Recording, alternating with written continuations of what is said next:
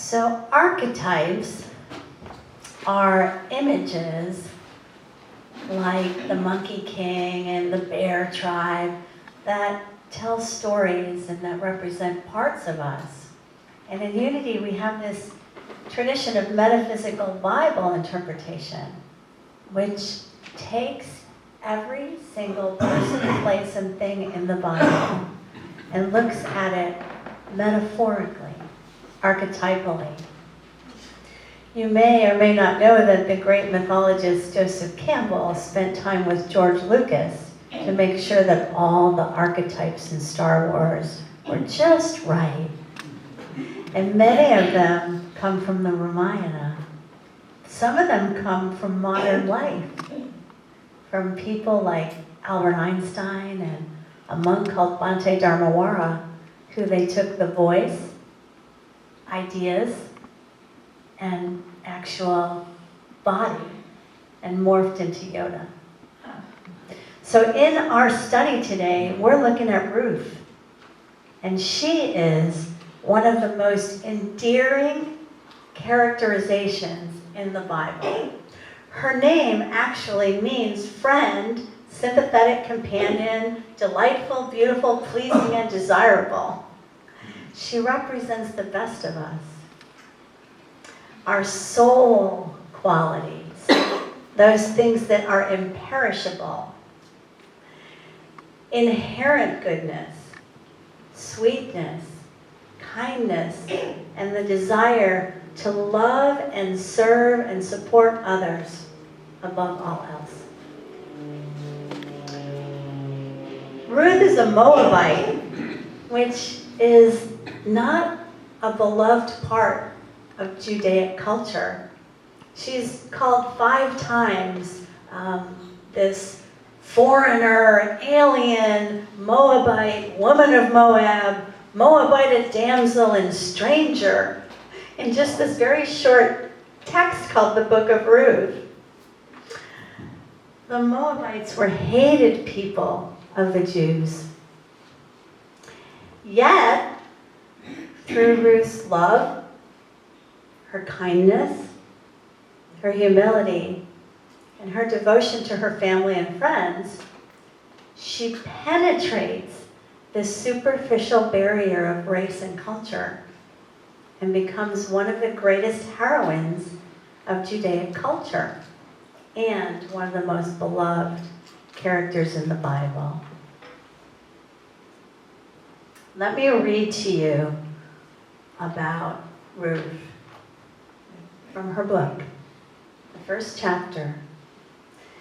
So the story goes that, oh yeah, I'm not supposed to move, am I? Am I okay? All right. So the story goes that there was a famine, and Ruth's husband and her husband's father and her husband's brothers all died in the famine. And they were going to go to Moab, where she's from, because the famine did not strike in Moab. But Naomi, who is her mother-in-law, says to the other women and to Ruth, "Don't come with me. Go back to your own families. Go find another husband. You know, I'm an old lady and I'm going to die anyway." And Ruth says to her other sister-in-laws go, but Ruth says to her mother-in-law, Naomi, "Do not press me to leave you or turn me back from following you. Wherever you go, I will go. Where you lodge, I will lodge. Your people will be my people, and your God, my God. Where you die, I'll die, and there we'll be buried together. May the Lord do this to me, and more as well. And even in death, may God not part me from you."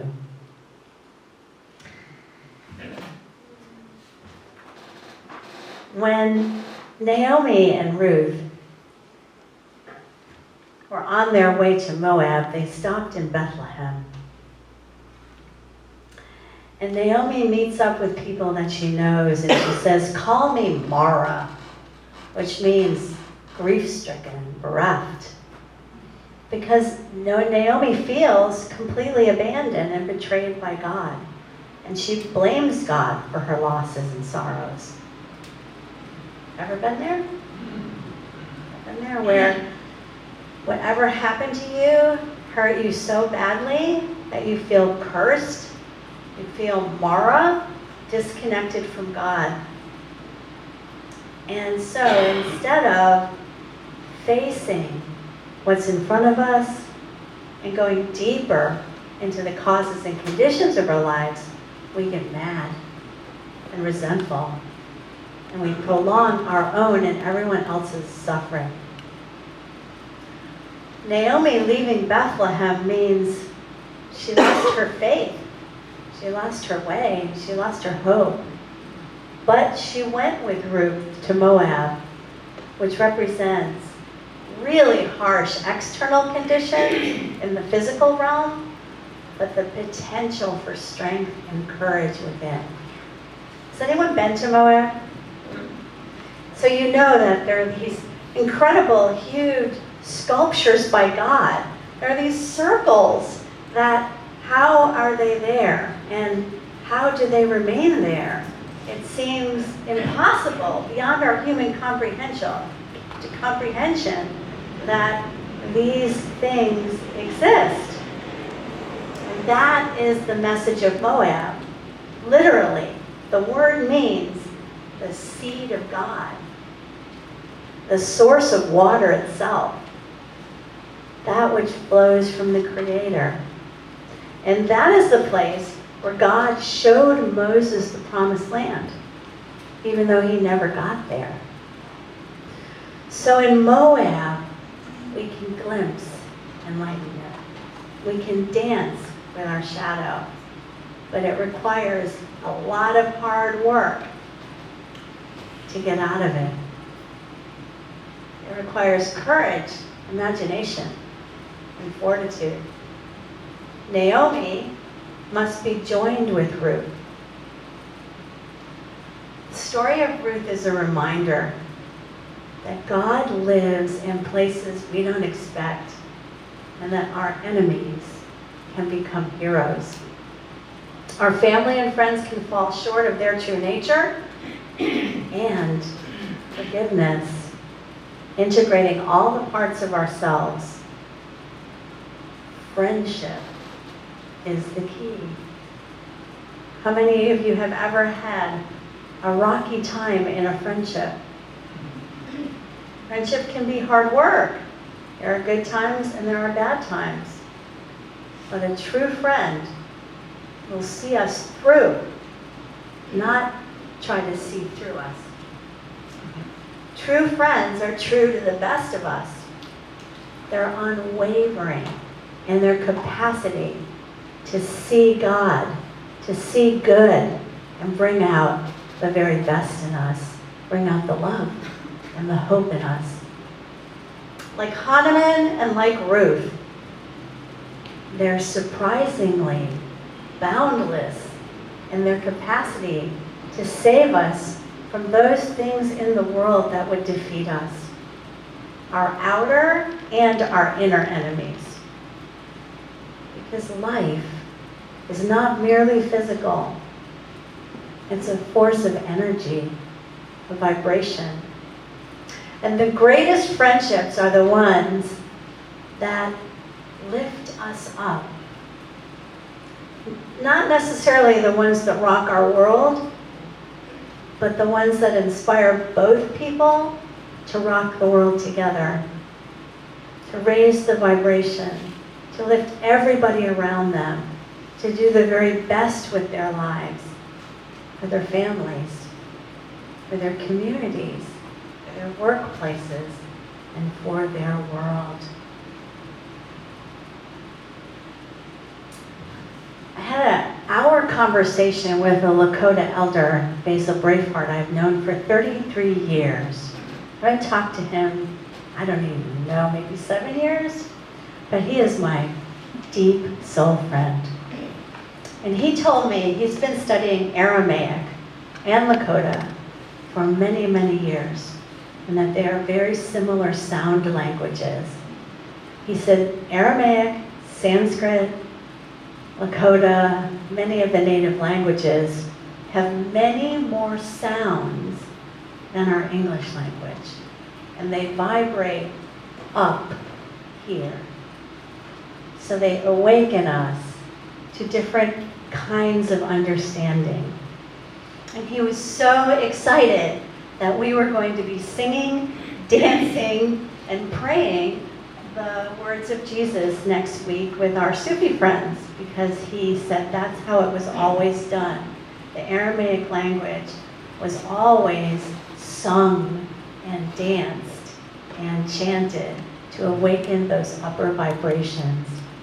So here's a reading from Neil Douglas Class from the Aramaic words of Jesus.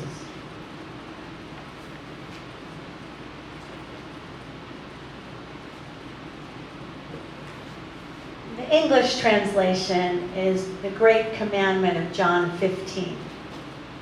If you keep my commandments and abide in my love, even as I have kept my Father's commandments and abide in his love, these things have I spoken to you, that my joy may remain in you, and your joy may be full.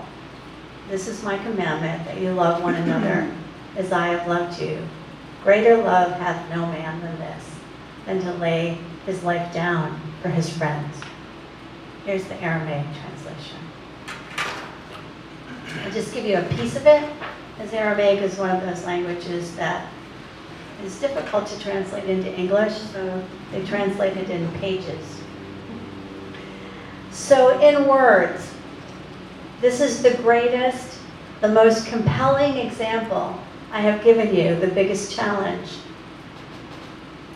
Find the love that grows slowly as friendship.